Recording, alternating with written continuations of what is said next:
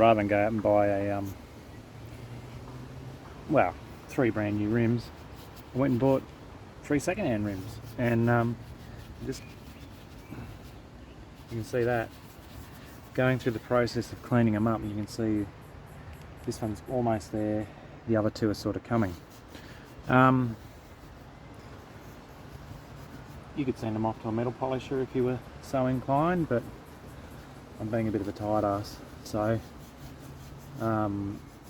what we're doing is getting rid of most of the grime, and the mix is straight degreaser, like workshop, you know, the workshop stuff you'd probably buy from Bunnings or Mitre 10 or something. So it's a straight degreaser with some CT 180 truck wash, straight, and then a little bit of acid, because I want to do minimal sanding and minimal polishing. You can just see there I'm working it in with a brush, and it's doing a pretty good job actually. If you look on this one here, you just keep working it in. And look at that. It's mostly tar. These are all inside rims. Yeah, it's got a bit of a ding in it. We'll probably not sand that out. That's a fair bit of work to sand that out. That's just going to be part of that rim. This rim will probably need to be sanded. She's fairly rough, this one. But you can see there that I'm just working that in, and it's just lifting. It's mostly bitumen, but it's just lifting that out. Anyway, so we do a little bit of that, gurney it off, do more of that, gurney it off. We'll come back to it in a sec. 5 minutes later.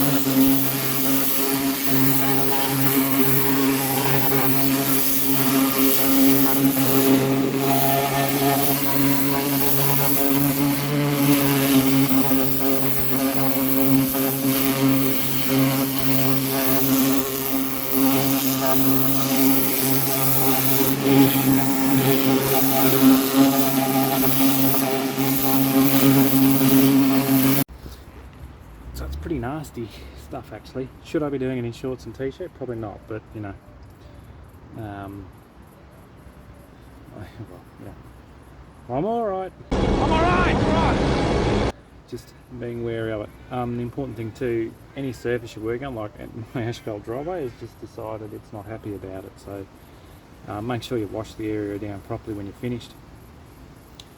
I'm going to give this probably another go, and that'll probably do for this step, and then we'll move on to the next bit, which is probably giving these particular these two here, a light sand to sort of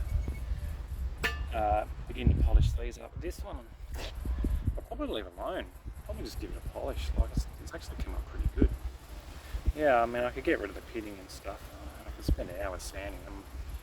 Might be something I'll do on the side of the road, or at a campsite when I'm bored, maybe.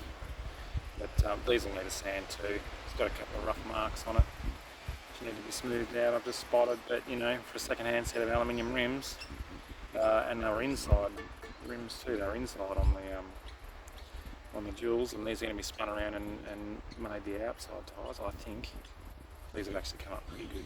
So it was $600 for these 3. I've got a sneaky suspicion it's about $400-500 new ones. So yeah, if I was building it for somebody else, I would have just got, you know, 3 new ones. But oh well, you know, it's fine for me to do this for myself. Anyway, on to the next step. I'll meet you in the Batcave. Right, so we're gonna. Oh, the kids are going berserk in the pool today. Whew. Anyway, so we're probably gonna just give this a bit of a clean. It's got a couple of little pits around there and there. Just try and get some of this out, tied it up. You can see where it's nicely polished, and it's got that, and that's just from the tyres being bolted together, right? So anyway, we're going to give this a bit of a hit with one of these Scotch-Brite pads. I think there's a couple of different types you can get.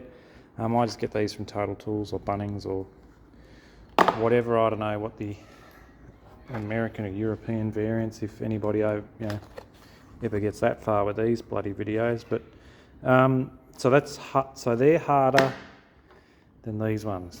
So I'll probably start with these ones because I polished some fuel tanks with these on a Kenworth I had, and they did a pretty good job. It just took a little bit to do the final, sort of get the final shine. So I'll hit this rim with this first. I'll probably do all three. Clean it up as much as we can. Then I'll come back and probably sand it with probably some 1200 grit wet and dry. Obviously, these are going to be facing out, so there's a lot less surface area to polish. So these, it shouldn't take too long. So anyway, we'll get into it, and yeah, let's go. You lied.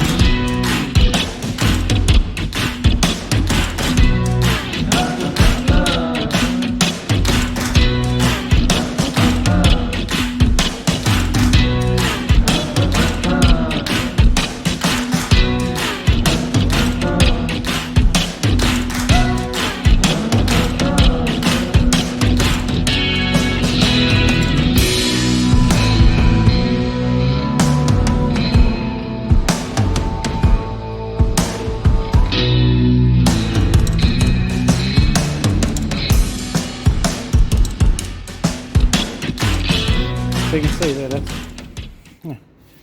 that's actually come up pretty good. Would you believe? That's actually fiberglass buffing compound. Before you say, Stu, it's for fiberglass, I would say, well, mild abrasive, or probably actually a really light abrasive, but you can, my hands have obviously started to tarnish that. And this is the first go. Right, that's come up pretty good, I reckon. So I'm going to continue on going around this, and I've got two more to do. But I usually just get them to this state. This is actually pretty good, in my opinion.